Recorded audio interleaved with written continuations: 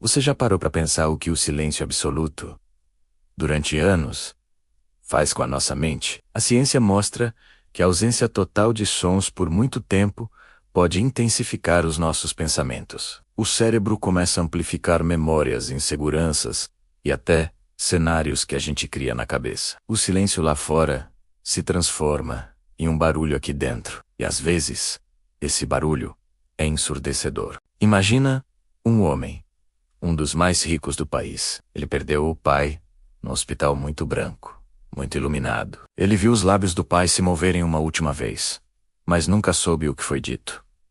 Essa dúvida o perseguiu por décadas.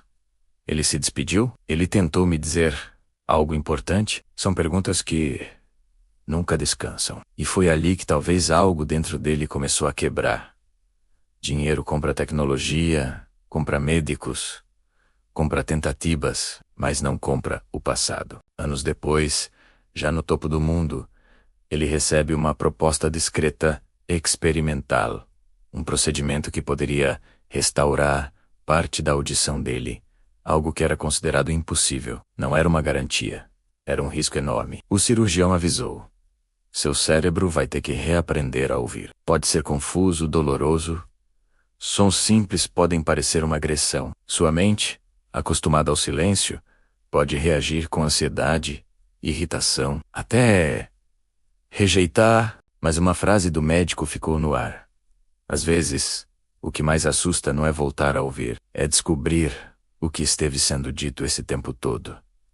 Ele não contou para ninguém, nem para a família, nem para os sócios. Manteve tudo em segredo absoluto, como se estivesse planejando comprar uma empresa bilionária. Só que, dessa vez, a empresa era o próprio cérebro dele. E tem um detalhe que quase ninguém sabia.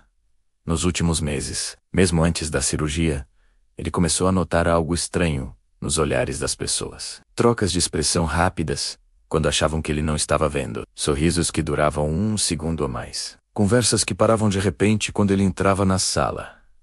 Era coincidência? Ou sempre foi assim? E ele apenas não queria enxergar? Existe uma coisa chamada viés de confirmação. A gente tende a perceber só aquilo que confirma a realidade em que a gente quer acreditar. Talvez fosse mais confortável pensar que o silêncio era uma proteção, que não ouvir era uma vantagem estratégica, que o isolamento era uma escolha, não uma consequência. Na noite anterior à cirurgia, sozinho na sua cobertura, ele ficou parado na janela. A cidade vibrava lá fora.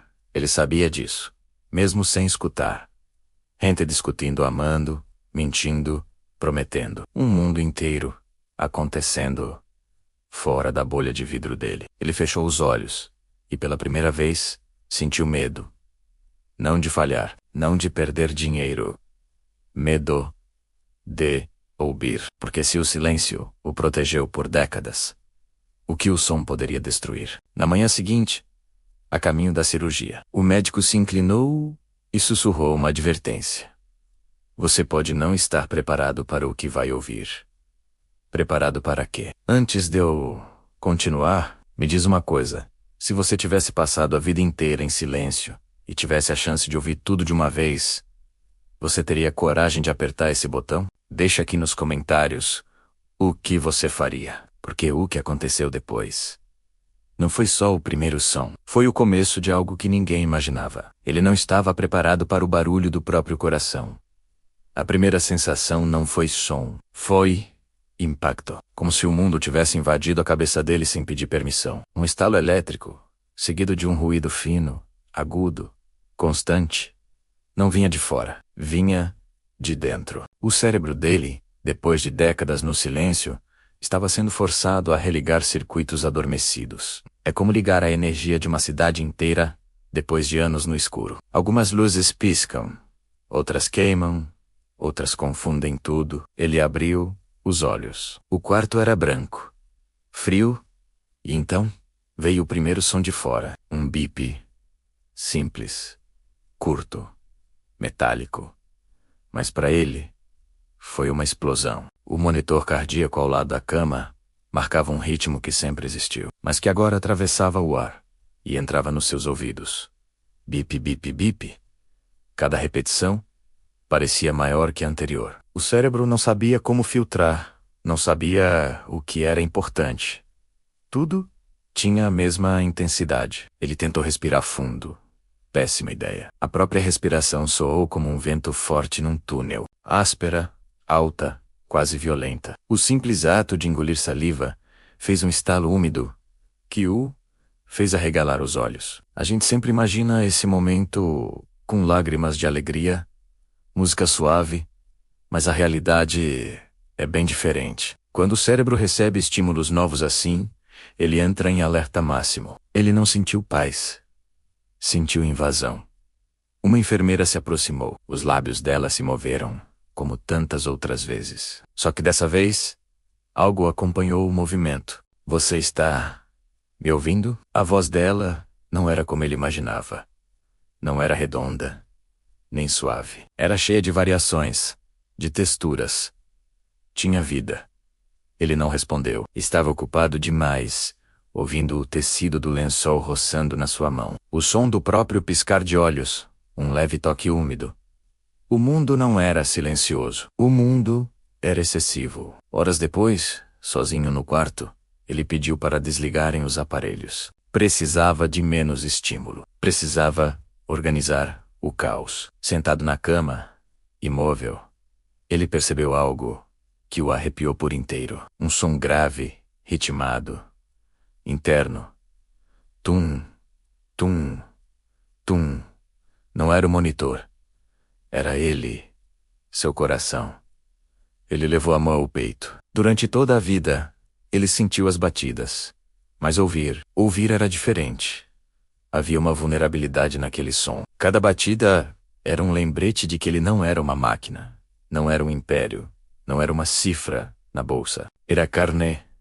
Era finito. E pela primeira vez, ele chorou ao ouvir algo que sempre esteve ali. Nos dias seguintes, o cérebro dele começou a criar filtros. Ele aprendeu que os sons tinham camadas. Descobriu o som da água na torneira, que as portas estalam, que os passos têm pesos diferentes. E então, veio um momento simples, mas inesquecível. Na varanda da cobertura, ele fechou os olhos e ouviu. O vento.